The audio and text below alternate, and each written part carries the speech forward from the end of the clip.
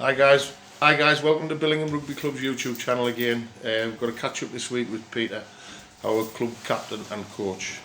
Hi Pete, congratulations on the win on Saturday. Good victory away from home again to make it 7 on the trot. Any thoughts? Yeah, really good. Happy, considering all the changes we had. Really good week. Slow start, but we got going in the end. Really good second half. Hopefully, if we get the highlights out this week, people will get to see some of the tries we scored. Some brilliant tries, both off set piece and team tries.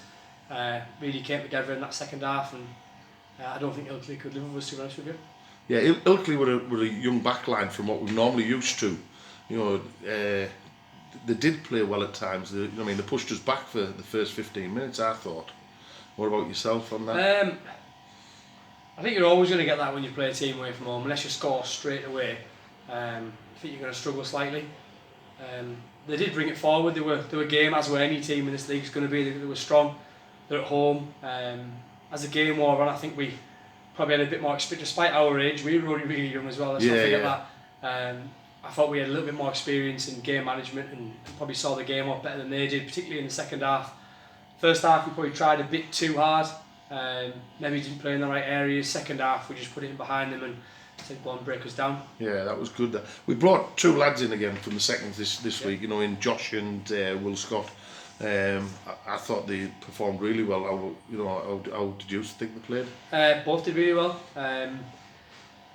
We sort of had to make changes, but it wasn't a bad thing. It's great to get lads opportunities. Those two were sort of stand out from the second team the week before, along with many others. But we didn't want to sort of change every man and dog this week. We had to give Lucky the respect they were due. We made 7 changes in total from the squad from the week before, but we brought in sort of a bit more experience.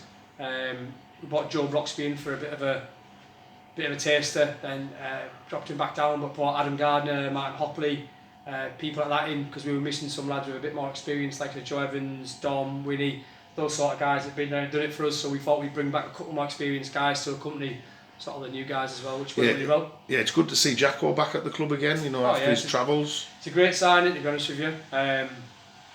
He's got a job up in Newcastle still, so it was sort of working for him training at Bladen, but he sort of approached me a couple of weeks ago and said, I might be looking to come back, start playing my mates again, which is massive plus for us, you know. Yeah, he's good to have around the club. He's good lad to have around, he's mates with everybody, he's good crack. He's a good rugby player first of all, but second row back row is a very strong area for us. We've actually got a few injuries there at the minute, so it is quite good to have. So it's good to have him back down. Well, as it is up to now this season, we've used 30 players, you know what I mean, which is a lot more than what I would probably say we've ever used. I don't know, I think probably the last few years we've been a bit spoilt with a really committed group of lads, but I feel sorry for Chris Arnold when I think back when sort of the first time we came in this league, probably about 8 years ago, we were probably using about 40-45 players a season. We were really stretched at times. I think this season we'll use nearly 40 players, but that's by choice. We won't be forced to do that. We want to bring people through, we want to give them chances, we want to give them exposure. We don't want to have sort of 18 people, 20 people playing week in, week out and then get a few injuries and really be struggling. We've got to give guys a taste. The guys who train all year deserve a chance and deserve a bit of exposure. Well, yeah, it's shown in the seconds as well, isn't it? I mean, the lads can step up, you know, and fill in, you know what I mean? And that's what we want. We want a bigger squad as a whole. Yeah, of course you do. But it also keeps that competitive edge out there as well, the training. So the guys don't know what the team's going to be on a Saturday, so they're all forced to train. They're forced to train the right mentality. So it brings that edge that you need as well. Last thing you want is having 20 players and everyone else gets sick and thinks, what's the point of me turning up, I'm not enjoying it. Everyone wants to think, oh, I've got a shot of playing first team, because that's what you want. We want 30, 40 players who want to play first team, and then we want 20 odd players who are happy playing social rugby. Yeah, that's good. That's a good way of looking at it, isn't it? Yeah, of course you do. That's what you want. Well, looking ahead to Saturday coming, we've got Kirby Longsdale coming to us, who have a good home record, and they have a good home record against us. Yeah. They've never won here. Any plans? The way we play them? No, not really. I'll be brutally honest. We don't really plan for other teams. It may sound arrogant, but we just go with the mentality that we'll play what's in front of us and we'll find a way to win. It's the way we train. We train under different scenarios. With whether it be slow ball, whether it be quick ball. We want to play quick. Everybody knows that. Everyone in the league knows we want to play quick. Everyone knows we want to throw the ball around.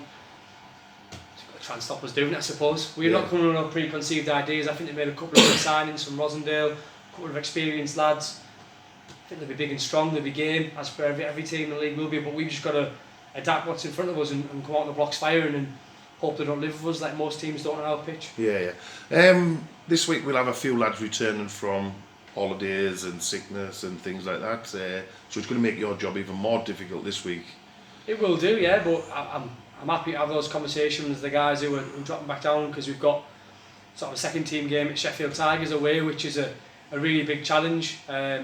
It's a bus trip for the lads, so they get to enjoy themselves on their way back regardless of the result, because they've got to have a social side as well, but they've got to go with their mentality if they want to go and win. So having that sort of right mix of lads who are happy playing second team and lads who want to play first team gives a competitive environment for them as well. Yeah, well, we picked up on the seconds there, and then also we've got the thirds who are back in action this week. They're playing BBOB in the Candy League 2. Yeah, I think both teams are going to be a bit knocked by 2 stag do's, which is very, very well timed. I think a lot of the third team lads are going to, it's Bratislava, I think they're going, and there's a lot of the second team lads are going to Nottingham for Paul Dalton's stag do. So we'll be a few lads short, but again, it gives us an opportunity to bring some young blood in, which hopefully the Colts haven't got a weekend. Yeah, the Colts have got a weekend off, so this is why we play on a Saturday. So we want the Colts to play on a Saturday, the Saturday League. It gets them used to playing on Saturdays, and it makes the transition to the senior section really easy, which hopefully will feed them in as the season goes on, and it'll be a success like it has done over the years for us. Right. Thanks very much, Pete. All the best for the weekend. Well, for all 3 teams. Right. Thanks again.